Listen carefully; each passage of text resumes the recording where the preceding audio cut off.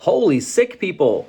There is so much floating around right now, from gastro to colds to flu to influenza. The list is kind of endless here when it comes to what we've been bombarded with the last couple of weeks. And it just shows us that, the bodies are just beaten down. We're getting to the point where we're defeated. We can't fight these things off, and they're literally taking a toll on us.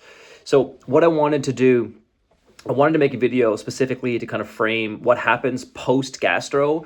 I've had 4 cancellations this week because of gastro related issues. So I want to make a post on, well, number one, what can happen to your gut post gastro. It's one of the biggest leading factors to having, irritability of the bowel for the next couple of months after you've had gastro. And also, if you have gastro or kind of getting over that, what are some of the steps that we want to see someone take to kind of get over that in a more impactful way? So let's dive right in today.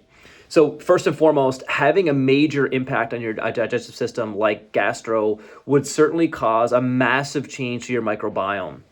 The change that usually happens to the microbiome is basically not all, but most of the friendly bacteria and even some of the unwanted bacteria get just flushed out of the system with this massive bout of diarrhea that usually comes with having gastro. And that's your body's alarm response. It's saying, well, holy smokes, this is not supposed to be inside of my system. I'm getting invaded here. The number one thing that I can do is get everything out of my body to have a fresh, clean restart. But when you have that happen, you have pockets of the body that actually get inflamed. You have segments of your colon that actually become inflamed because of that infection. You have massive amounts of white blood cells being called to your intestine to actually start fighting those issues. So it's not uncommon to see your inflammatory markers in your bowel go up for a period of time after you've had gastro. Not to mention the friendly bacteria and unfriendly bacteria, those are constantly on a teeter-totter. They tip towards this unwanted bacteria really running the show, and the unwanted guys get flushed down the toilet when you have that chronic watery diarrhea. So it's really one of those massive impacts on the gut, can actually shape so much of the system going forward for honestly years. So if you have gastro, it's one of the leading causes to you having maybe something called SIBO, which is called small intestinal bacterial overgrowth. That happens when you basically have imbalanced bacteria in the wrong place inside of your colon. That's going to lead to you bloating just below your bra strap or like kind of like breastbone there for men. You see that, like, you eat food 20 minutes later, I'm bloated, I'm gassy, I'm farting all the time. That's going to be one of those signs of SIBO. So what's also common is this irritable bowel issues with sensitivities to food. So having the same foods that you might have eaten on routine before, but now they cause massive trauma to the belly, this chronic bloating, this indigestion, this gas, this problems, everything you kind of seemingly put inside of your body, not uncommon after gastro as well. And if the inflammation persists, you'll actually sometimes walk down this path of there being something broken inside of your belly to the point where you might have ulcerations inside the body. You might certainly maybe have polyps, might have some inflammatory segments of the colon, which actually cause you not to absorb the right foods inside of your system. There can be massive impacts on your gut for months after having gastro. So if you've had gastro, or if you have someone in your household that's had it, listen to the message here. If you don't do the right things, rebuild your gut, you're leading yourself to being susceptible to some of these things down the road. So it's important to do the right steps here to kind of get back on track when it comes to getting the body back in the right order.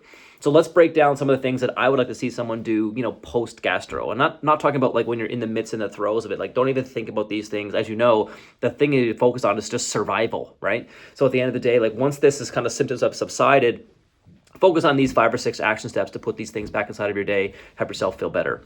Number one is you need to focus on rehydration. So rehydration is going to be key to kind of get those right electrolytes back inside of your body. So sip on things like coconut water, things like salty water, getting to the point where you're actually just consuming more liquids in general. Remember too, that some of these easy to digest fruits are also loaded with some of those good quality ingredients that are kind of help hydrate your body. So imagine things like plums and grapes and watermelon and cantaloupe, peaches, all those different things are going to be wonderful for the body to kind of bring those things back inside of there. And of course, my favorite, berries. So hydration is going to be focusing on the first phase here. Number 2 is going to be focusing on things that help actually kind of bring positive things back inside the gut environment. So this is going to be things like bone broth, things like easy to digest foods, like your white rice, your easy to digest chicken, easy to digest vegetables, like super easy things on your belly to kind of get your energy back underneath you. Remembering too that sometimes adding some of these inflammatory foods right away, like gluten, like bread, like dairy, like all those different things, like cheeses, those things are just gonna be super hard on the belly and might promote that inflammatory process from happening. So again, stay with a simple diet for a couple of days till you're kind of ready to kind of get back on your feet there. Third step is to start modulating the microbiome. There's a very specific version of probiotic that we recommend to people post problems with gastro. It's called Saccharomyces boulardii. That's the name of that product. It's what it basically does. It actually helps making the intestine more sticky again. It actually helps kind of create this layer of mucus inside the body that allows your immune system to have bigger response to help fight some of those problems inside the digestive system.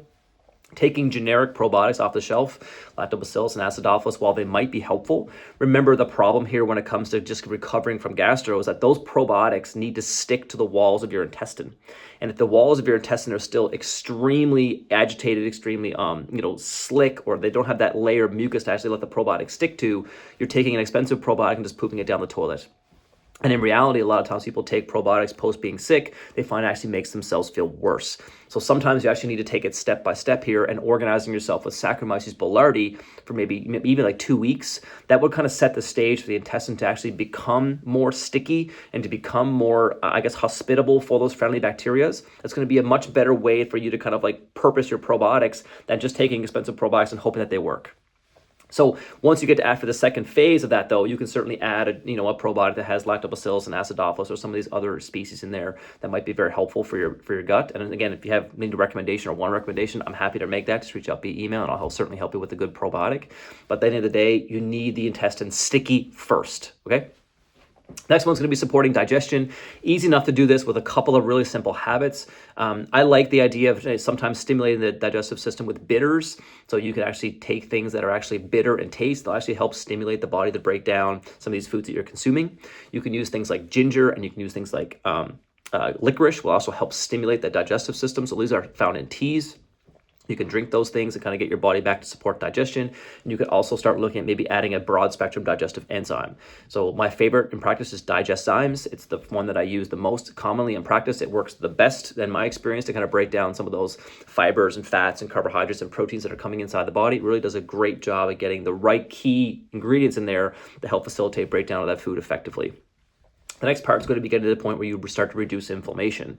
So because you've had this, crazy inflammatory response as a natural response that your body wants to have happen when you have something like gastro, you need to kind of let that quiet down as well. Because remember, inflammation should ramp up and it should swell back down. And if it doesn't go back down, you're going to have problems that are going to persist. And this is sometimes what happens with people that have persisting symptoms for months after gastro. The inflammation was ramped up, but no one turned the volume back down.